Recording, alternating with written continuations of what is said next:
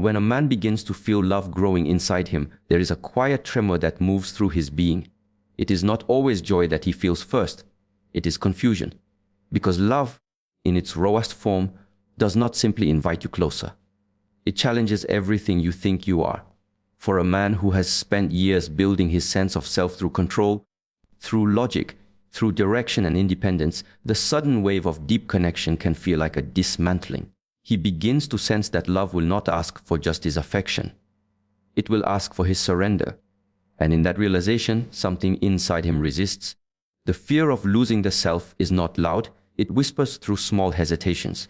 It appears in the way he withdraws his words, how he becomes distant after moments of intimacy, how his eyes seem to look inward instead of outward.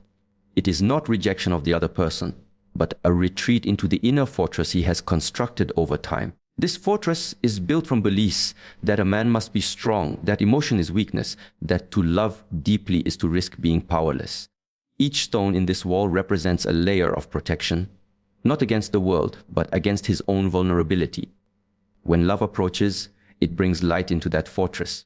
The walls begin to show cracks. The man senses that if he lets that light in completely, everything he once depended on for safety might dissolve. He might no longer know where he ends and where the other begins. That merging terrifies him because his entire life has been structured around boundaries. Mental, emotional, and even spiritual. To lose those boundaries feels like losing the essence of what he has worked so hard to become. Many men are not afraid of commitment in the way it is often misunderstood. They are afraid of the transformation that commitment requires. Love does not allow you to remain who you were before it arrived. It strips away the ego that seeks to control and replaces it with a deep humility. But to the masculine mind, which often defines itself by control, this process feels like erasure. He begins to wonder, if I give myself fully, will I still be me? He fears that love might consume him, that he will no longer recognize his own voice beneath the weight of emotion. The fear of losing the self often comes from a misunderstanding of love's nature. He believes love will take something away, when in truth it only expands what already exists. Yet to see that clearly requires a level of inner stillness that few have cultivated. When he stands at the edge of emotional surrender, the mind resists with every reason it can find. You're not ready. You'll get hurt. You'll lose focus. You'll lose your strength. These thoughts are not truth. They are defense. They arise from the ego's need to maintain separation, to keep its identity intact. Every man carries within him the memory of the moment he first learned that attachment can bring pain. Perhaps it was a childhood memory, a broken promise, a trust betrayed. These experiences shape his relationship with closeness. When love begins to feel real, those old memories surface. The fear is not just about losing himself to love, but also about losing the illusion of control he created to survive those early wounds. He does not realize that love is not asking him to lose control, but to redefine it, to shift from domination to harmony, from control of another to mastery of self. In silence, this fear grows heavier. He may not be able to express it in words because it does not exist in the realm of logic. It lives in the body, in the tightening of the chest, the slowing of speech, the distance that forms without explanation. To the outside world, it may seem like avoidance, but inside, he is wrestling with the paradox of desire and preservation. Part of him wants to step forward, to taste the depth of connection waiting for him. Another part pulls him backward to the safety of solitude, where he can breathe without the weight of exposure. This inner conflict is not weakness, it is a sign of depth. Only a man who feels deeply experiences such resistance. The shallow heart runs easily toward pleasure. It does not stop to question what it might lose. But the one who pauses, who trembles before love's threshold, is the one who senses its true power. He knows that to truly love another is to risk dissolving into something larger than himself. That awareness awakens both reverence and fear. In his withdrawal, he is not always aware that the very thing he resists is the thing that will free him. The fear of losing the self is the final barrier before genuine love can emerge. When he feels that fear rise, it is not a signal to retreat. It is an invitation to awaken. But awakening demands courage. It asks him to face the truth that his identity is not fixed. The man he was before love arrived will not survive love's presence, but what replaces him is something far more authentic. A self rooted not in defense, but in awareness. Every time he pulls away, every time he creates distance, he is unconsciously asking for time to remember who he is without fear. He needs to see that surrender does not mean disappearance. It means integration. Love does not erase the self, it refines it. But that understanding only comes through experience, not through thought. He must walk through the fear, not around it. He must allow himself to be broken open by tenderness until he realizes that what he thought was the end of himself was only the beginning of being whole. In truth, the fear of losing the self is not about losing love. It is about losing the false image of who he thought he needed to be in order to be safe. Love dismantles that illusion. It calls forth the deeper man beneath the armor, the one who can love without control, protect without possession, give without losing strength. The journey through this fear is the silent initiation that every man must face when love calls his name. It is the invisible bridge between solitude and union, between resistance and release, between being guarded and being free. When love begins to stir within a man, it does not awaken only softness or affection. It awakens duty. Something deep in his spirit begins to sense that what stands before him is not just a feeling to enjoy, but a life to protect. The moment love becomes real, it carries with it an invisible weight, the weight of responsibility. And for many men, this realization is not light, it is heavy. It presses on his mind in ways he may never speak aloud. It touches the ancient part of him that feels responsible for structure, for safety, for providing, for guiding. Even in modern times, when the language around love has changed, this instinct remains rooted in his nature. When a man begins to fall in love, his emotions expand faster than his logic can process. The warmth of connection pulls him closer, but another part of him quietly begins to calculate. He starts to think not only about the pleasure of love, but about the consequences of it. Love to him is not simply about emotion. It is about consistency. It is about what will be required of him when the feelings fluctuate, when difficulty appears, when promises must be kept. And so, as his heart begins to open, his mind begins to build walls, not out of avoidance, but out of anticipation of what love will demand. The weight of responsibility often arrives in silence. He may not express it, but internally a storm begins to gather. He wonders if he is capable of being the man that love requires him to be. He questions if he has the strength to carry someone's trust without failing them. The masculine mind, shaped by years of expectation, associates love with leadership. To love is to protect, to provide stability, to remain grounded even when emotions surge. Yet this image of strength also becomes a source of pressure. When he senses that love is real, he also senses that the room for failure has disappeared. There is a moment in every man's journey when love shifts from something beautiful to something sacred. In that moment, he stops seeing it as a game or a chase. He begins to see it as a responsibility, not to the other person only, but to his own integrity. And that awareness makes him pause. He starts to examine his life more closely. He questions his path, his priorities, his readiness. The man who once moved freely now begins to hesitate, not because his heart has cooled, but because he is measuring whether his foundation is strong enough to hold another soul beside his own. For many men, love exposes the gap between who they are and who they wish to be. It shines light on the unfinished parts of their character, their impatience, their fears, their inconsistencies. When he feels that light, he may instinctively step back, not to escape love, but to refine himself before stepping forward again. This retreat is often misunderstood. It is not rejection, it is reflection. He is asking quietly, where am I ready to carry what this woman represents? Can I protect her heart without losing mine? Can I remain steady when she needs me most? These questions are not easy because they demand honesty, not performance. Responsibility to a man who feels deeply is not about control, it is about stewardship. It means holding something precious with care, but care is demanding. It requires emotional presence, discipline, and awareness. It demands that he show up even when his own storms rage inside him. It requires that he manage not only his actions, but also his energy, his tone, his silence. Every moment becomes a choice. To respond or to react, to open or to defend, to lead with ego or with empathy. The man who feels the weight of responsibility is not weak. He is simply aware that love changes everything it touches. He understands that once he steps into that space, he can no longer live for himself alone. Every decision begins to carry another person's reflection. Every path forward becomes intertwined with shared consequence. And so, before fully giving himself, he pauses to examine the ground he stands on.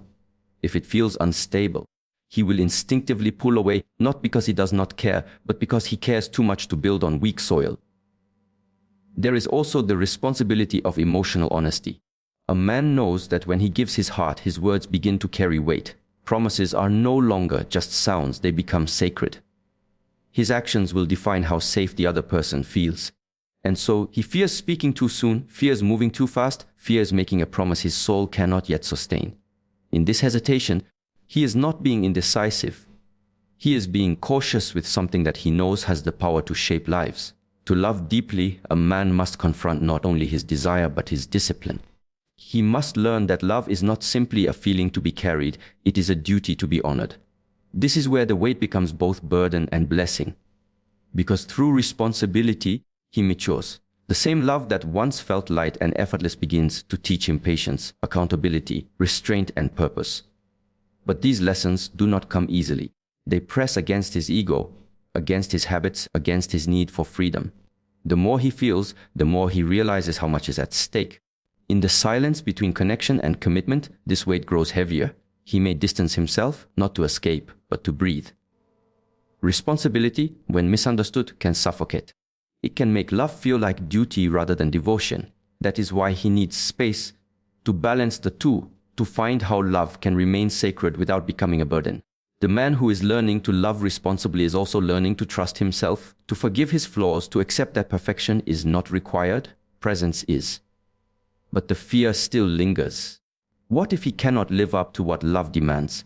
What if his strength fails when he is most needed? These thoughts echo through his silence. They shape his behavior, his withdrawal, his guardedness. Beneath it all lies a truth he cannot easily express, that love to him is not just an emotion but an oath. An oath to be consistent, to be grounded, to be worthy of trust. And until he feels certain he can keep that oath, he holds back, carrying the invisible weight of responsibility in his chest, knowing that love is not light, but sacred, not a freedom he takes, but a promise he must leave. When love begins to draw two souls closer, there is an invisible force at work, subtle, quiet, and often misunderstood. It is the unseen test of readiness. Love, before it deepens, observes. It does not ask with words, it tests through silence. It watches how one reacts to distance, to uncertainty, to moments when affection is not returned with the same warmth. It is in those moments that the truth of one's readiness for love is revealed. For a man, this test arrives like a whisper from within, just when the connection begins to feel real, just when he begins to sense that his heart is no longer entirely his own, something shifts. He starts to feel a restlessness, a strange discomfort he cannot name. The closeness that once felt intoxicating now feels heavy. The silence that once felt peaceful now feels unsettling. This is not a loss of love. It is love's deeper layer revealing itself. The man feels it before he understands it. His spirit senses that something sacred is approaching, something that will ask him to evolve, to grow beyond comfort. Every man has within him two forces, the seeker and the guardian. The seeker wants to move forward, to experience the vastness of emotion, to feel the unknown. The guardian wants to protect, to control, to ensure safety. When love begins to intensify, these two forces collide. The seeker moves toward love's warmth, but the guardian begins to sense the risk of losing balance, the risk of being transformed by something he cannot manage.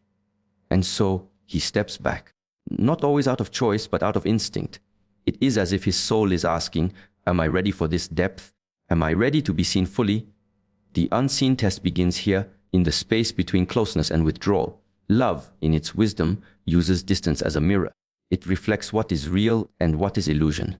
When the woman feels his distance, she wonders if his feelings have changed. When he feels his own retreat, he wonders if he was ever truly ready. But in truth, nothing has been lost. Something deeper is being revealed. The test of readiness is not about endurance or performance. It is about awareness. It asks can you remain open even when you feel uncertain? Can you stay true even when the emotion is not easy? Can you hold love even when fear whispers that it is safer to run? The unseen test does not come with warning. It arrives through small moments. A missed call, a quiet evening, a misunderstanding, a silence that stretches a little too long. To the untrained heart, these moments look like failure or fading interest. But in reality, They are checkpoints along the path of emotional evolution. Love pauses not to punish, but to measure. It measures the depth of patience, the capacity to hold space, the ability to see beyond momentary discomfort.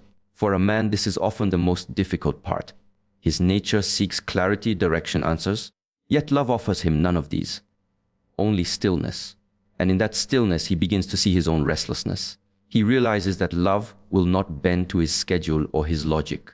It will not be rushed. It will not reveal itself fully until he is prepared to receive it.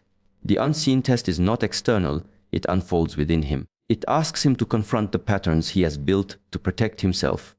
The urge to withdraw when things become too real, the tendency to choose control over connection, the reflex to protect his heart from the very thing that could heal it. Each of these patterns surfaces as he draws nearer to love's core. The closer he gets, the louder his old fears become. The distance he creates is not rejection, it is a sign that love is beginning to reach the parts of him he has not yet mastered. The test of readiness is not about perfection, it is about presence. It asks him to stay even when his mind tells him to leave. It invites him to feel the full range of his emotions without needing to fix them. It challenges him to listen more deeply, to understand that love is not only about being understood, but about understanding. When he steps back, he is not always aware that love is watching, not with judgment but with patience. It waits to see if he will return, not out of need, but out of choice. This unseen test humbles him. It strips away the illusions of what he thinks love should be and shows him what love actually requires. It reveals whether he seeks comfort or connection, possession or partnership. It shows him whether he is capable of loving not just when it is easy, but when it is uncertain. Through this process, he learns that love is not a destination he reaches when he feels ready, it is the path that makes him ready. Sometimes he will fail the test at first. He will run. He will hide behind silence or distraction. He will convince himself that he is not made for deep love. But even in his withdrawal, the lesson continues. The silence that follows becomes his teacher. He begins to notice the emptiness that distance brings, the restlessness that cannot be filled by freedom alone. Slowly, he begins to understand that love was never testing his strength. It was testing his willingness to soften. The unseen test of readiness does not measure perfection of form, but purity of intention. It asks whether his love is grounded in desire or devotion, whether his affection can withstand misunderstanding, whether his presence can endure space. It asks whether he can remain still when uncertainty shakes his foundation, whether he can trust that love's silence does not mean absence. Through this invisible test, he matures. He begins to see that love does not demand readiness in the way the world defines it. It demands honesty. It asks for the courage to stand unguarded. To say, I do not have all the answers, but I am willing to learn. To admit, I do not feel entirely safe, but I am willing to stay open. The unseen test is the initiation into real love. Not the fantasy of connection, but the truth of it. It is the passage between attraction and devotion, between infatuation and depth, between the comfort of being desired and the challenge of being known. In the space between longing and distance, in the silence between words, the unseen test unfolds quietly. It does not announce its presence, yet it determines everything that follows. It is love's way of asking, not with voice but with presence. Are you ready to meet yourself through the mirror of another? Are you ready to be undone and remade by something greater than your pride? Because before love gives itself completely, it always asks this question and waits in silence for the answer that can only be spoken through action. Within every man lies a quiet struggle that awakens when love begins to move through his life. A battle that cannot be seen but can be deeply felt. It is the battle between control and surrender. This inner conflict is not about dominance over another, but about the tension between two ancient instincts within him. One part seeks to maintain order, to remain composed, to direct his path with certainty. The other part longs to dissolve into feeling, to trust the unknown current of love that pulls him toward transformation. And when these two forces meet, his spirit trembles in silence. Control is the language the masculine has been taught since boyhood. It is the foundation of how he understands power, safety, and identity. From a young age, he learns to control his emotions, his environment, his impulses, to be the one who leads, who decides, who stands unshaken. But when love arrives, it challenges that structure. It brings unpredictability. It demands vulnerability. Love moves like water, fluid, uncontained, alive, and control cannot hold water without losing its essence. So when love begins to deepen, a man feels an internal pull between his desire to guide and his need to let go. The battle begins quietly. He feels love growing, but he also feels his boundaries softening. A voice inside him whispers that to love deeply means to risk being changed, to risk losing the solid ground he has always walked on. His mind starts to build walls, not because he does not want love, but because he wants to manage it, to keep it within a framework that feels safe. He wants to decide when and how deeply to feel, how much to give, how much to reveal. But love does not move according to decision, it moves according to truth. It does not wait for readiness, and it does not obey logic. The masculine instinct for control is rooted in survival. It has helped him build, protect, and endure. Yet love is not something that can be built or defended. It must be received. That is why, for many men, love feels like a loss of control rather than an expansion of life. The same control that gives him strength in the outer world becomes a barrier in the inner world. He knows how to direct others, how to lead projects, how to hold his composure. But when love enters, none of those skills help. The heart does not need to be led, it needs to be listened to. And listening requires surrender. Surrender, however, is a word that the masculine often confuses with weakness. To surrender feels like defeat, like giving up power. But love asks for a different kind of surrender, not the loss of strength, but the release of resistance. It asks him to soften, to trust the flow of emotion, to allow himself to be moved without understanding why. This is terrifying for a man who has always depended on certainty. Control gives him clarity, surrender demands faith. Control builds walls, surrender opens doors. Yet somewhere between these two lies the truth he seeks. The more he tries to control love, the more distant it becomes. The more he resists surrender, the more restless he feels. Love cannot grow in confinement. It needs air, patience, and vulnerability. When he attempts to command love, to decide when to feel, when to express, when to be close, it slowly slips through his grasp. Because love is not meant to be managed, it is meant to be experienced. And in realizing this, he begins to understand that the battle he is fighting is not against love, but against himself.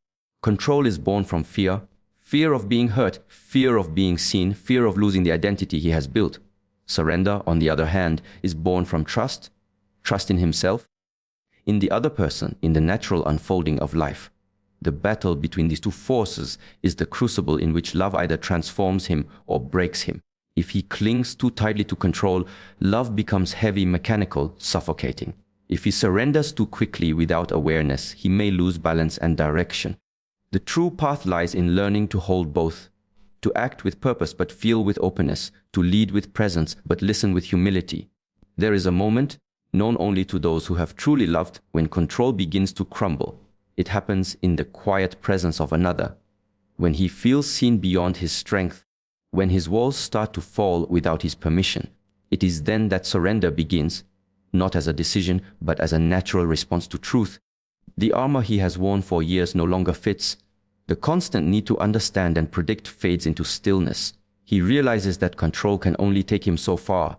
It can protect, but it cannot connect. Connection requires exposure. In that exposure, he learns something profound, that surrender is not submission. It does not mean abandoning his power. It means anchoring it in awareness.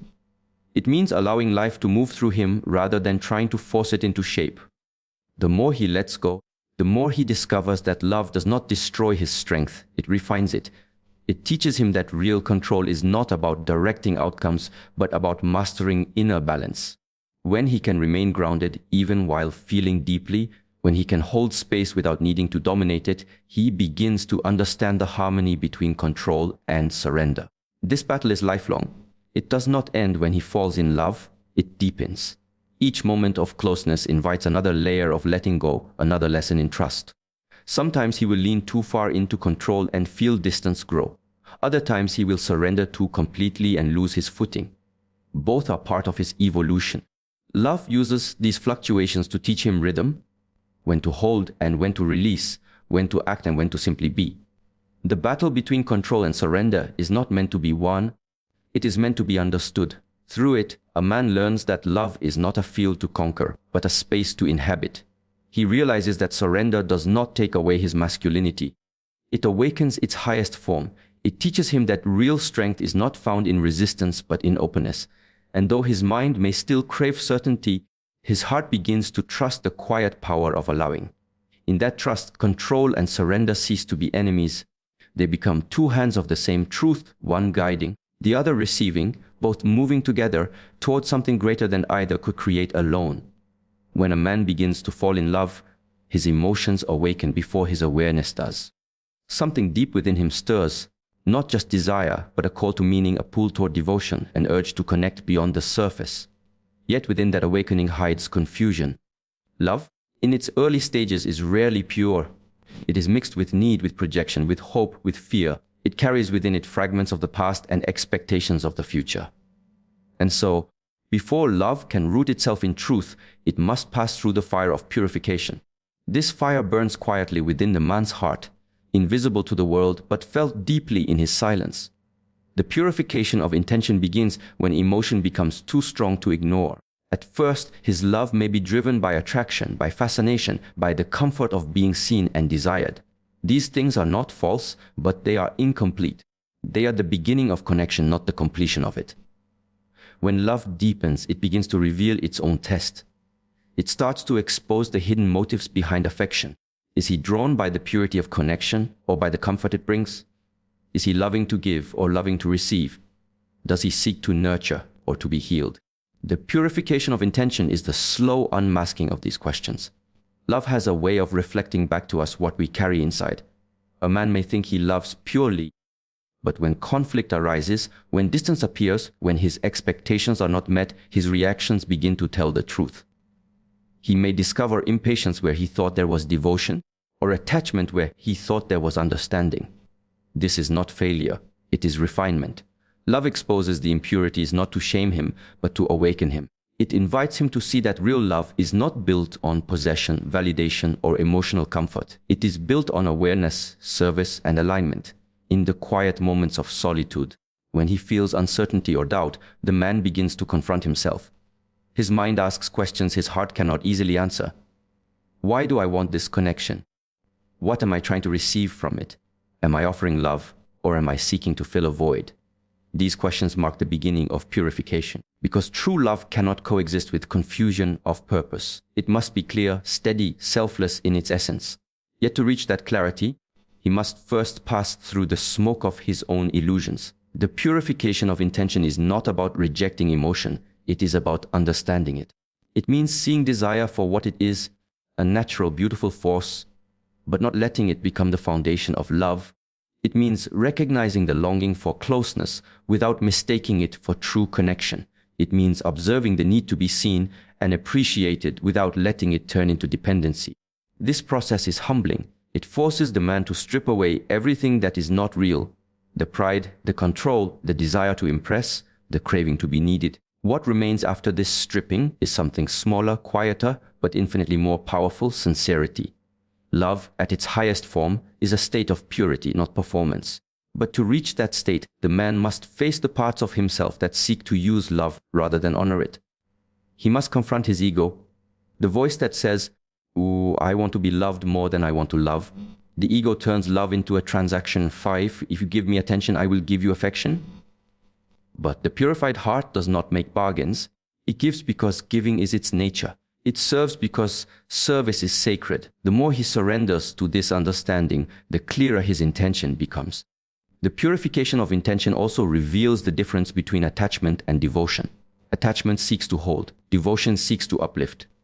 Attachment fears loss. Devotion accepts impermanence.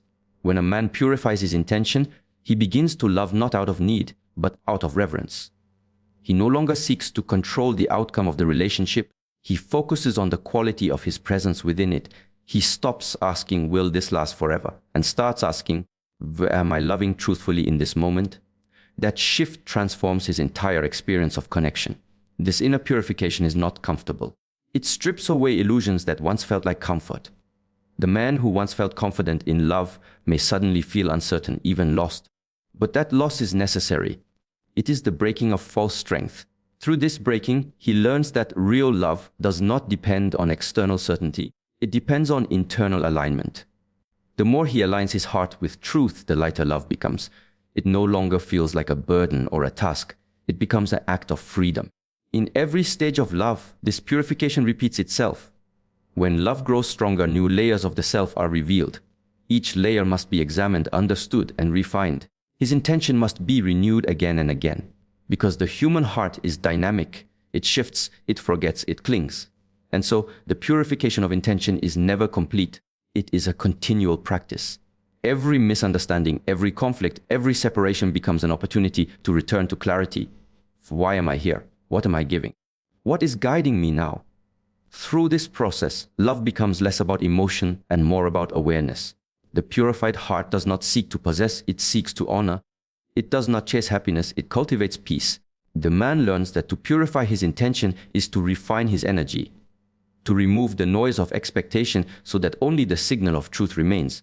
He begins to understand that the highest form of love is not passionate dependence, but conscious choice. It is not the need to hold, but the readiness to stand beside. This purification also changes how he experiences distance. When he feels the impulse to pull away, he begins to see that distance is not always rejection. It is sometimes the soul's way of cleansing what is unclear. In solitude, he can hear his own heart more clearly. He can observe where his desire becomes demand, where his care becomes control, where his longing becomes fear. Each realization burns away a layer of impurity until his love becomes quiet, steady, grounded. When intention is pure, love becomes simple again. It does not rely on perfection or possession. It flows naturally like breath, giving, receiving, resting, moving. It is no longer about what he gains, but about what he becomes through the act of loving. And though the world may not see the transformation, it is profound. For within him, the fire of purification has done its work. It has turned emotion into awareness, longing into purpose, and love into something sacred that asks for nothing but presence. There comes a moment, often after silence, after distance, after a long and unseen battle within the heart, when a man begins to return. Not quickly, not impulsively, but slowly, deliberately, with a new stillness in his presence. This return is not the same as coming back to a place. It is a return to understanding, to purpose, to truth. It is the quiet homecoming of a soul that has faced its own uncertainty and come through the storm with clear eyes.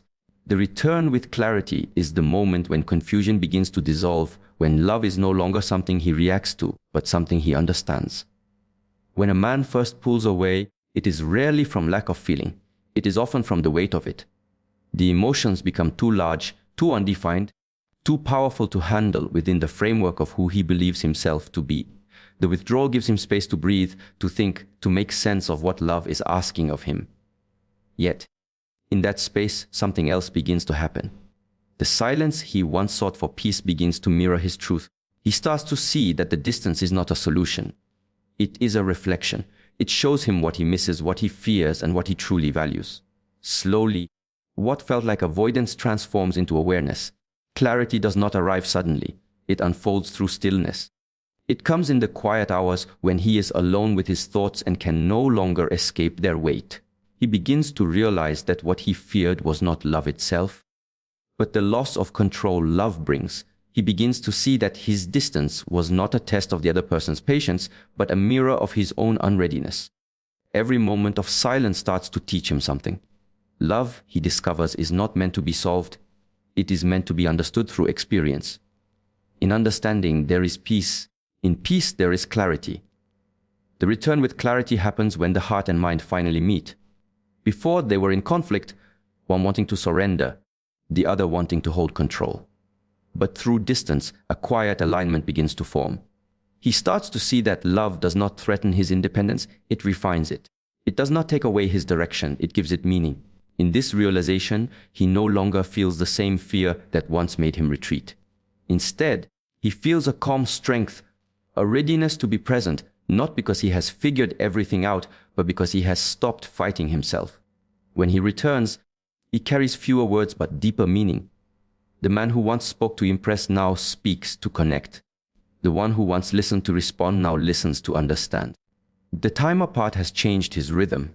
He no longer seeks to fill silence with explanations, he lets it breathe. He no longer measures love by how it feels in moments of passion. but by how it endures in moments of quiet. This is the mark of clarity, the transformation of emotion into awareness, of impulse into intention.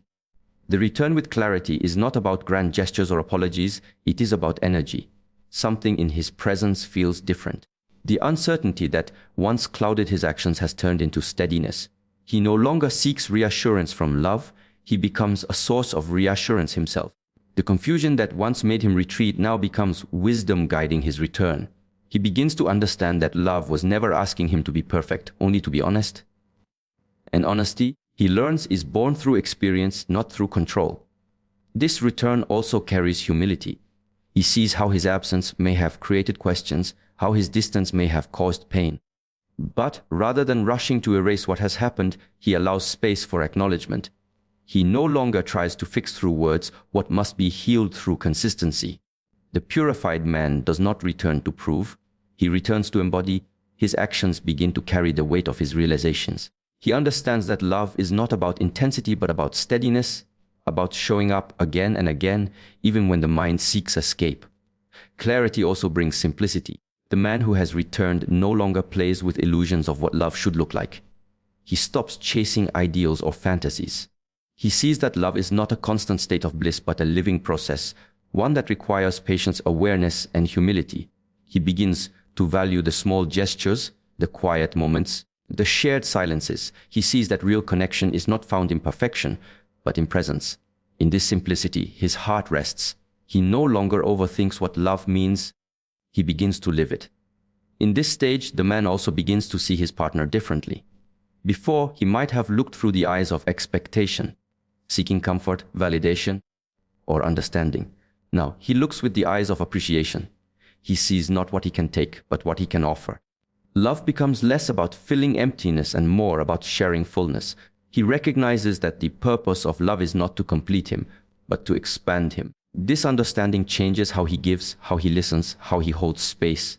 The return with clarity is not loud, because truth rarely needs to shout. It is steady, patient, grounded. It moves slowly, like dawn rising after a long night. The same man who once retreated from love now walks toward it, not because the path has changed, but because he has. His fears have not disappeared, but they no longer control him. His doubts may still whisper, but they no longer guide him. He has learned that courage is not the absence of fear, but the decision to move with it. In clarity, he finally sees what love was trying to teach him all along. That distance was never punishment, it was preparation. The space was not emptiness, it was refinement. Through it, he learned to see not only the other person, but himself.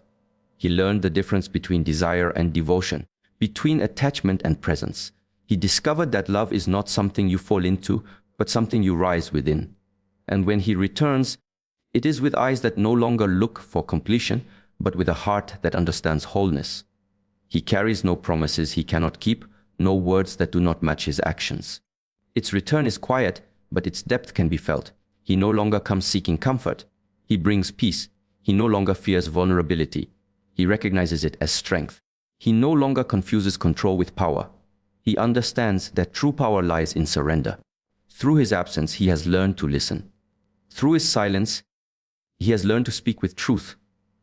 Through his solitude, he has learned how to return, not as the man who left, but as one who has seen himself clearly for the first time.